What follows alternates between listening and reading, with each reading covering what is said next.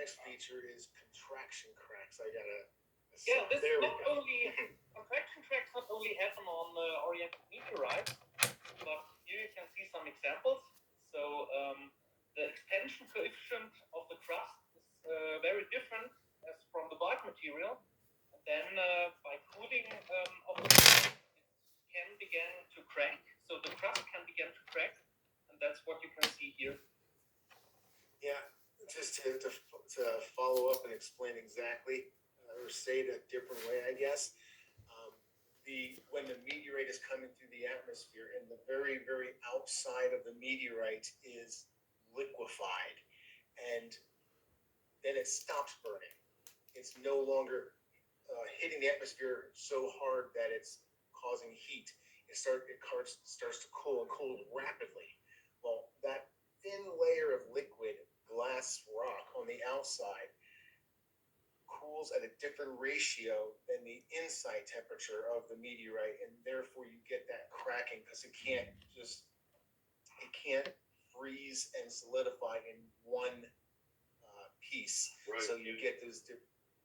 Go ahead, Pat. Specifically, the linear coefficient of expansion with temperature is different for the bulk material inside than it is for the melted material on the surface. So that melted surface material gets pulled apart into these cracks as it shrinks more than the inside of the rock does. And also, we're talking about dramatic differences in temperature. When these things are out in space, they're very, very cold inside, and they go through our atmosphere and get heated to several thousand degrees Fahrenheit with this ball of plasma in front of them, and then they slow down to a certain point where the incandescent flight stops, and there's not enough energy to make that gas into a plasma, and so then dark flight starts, and there's no more heat source, and the whole thing cools down, and the crust pulls apart into those cracked surfaces.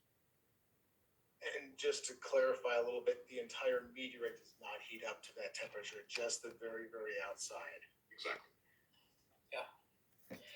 Yeah, then we have another feature, very rare feature on oriented meteorites, which are the hitchhikers.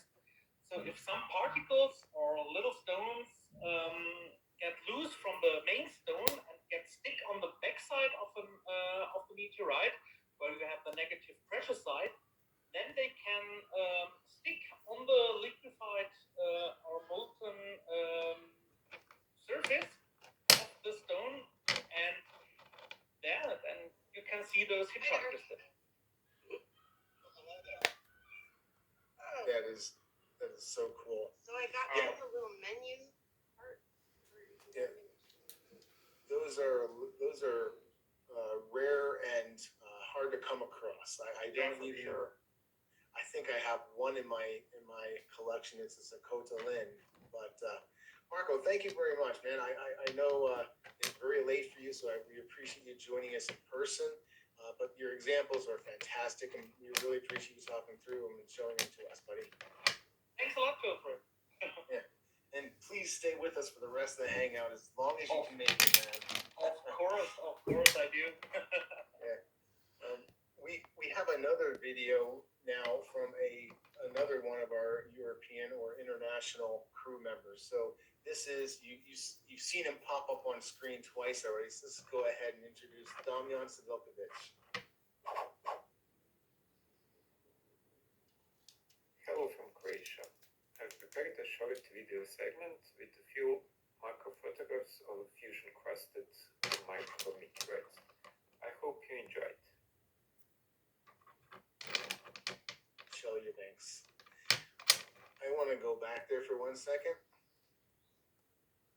If you look at this picture, this is a really good demonstration and educational piece to show how very, very thin fusion crust is. If you look at this sample, it's just probably a few millimeters across, but the outer crust is barely,